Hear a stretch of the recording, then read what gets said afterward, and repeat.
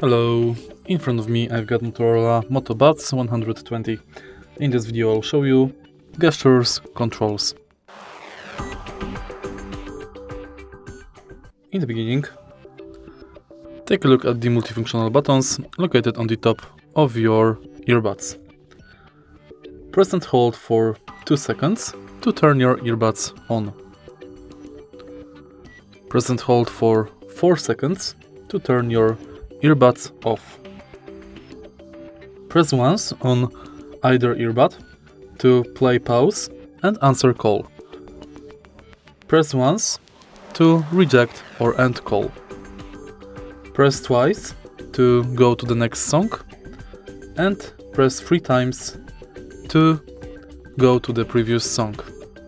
Press and hold for 2 seconds to enable Google Assistant.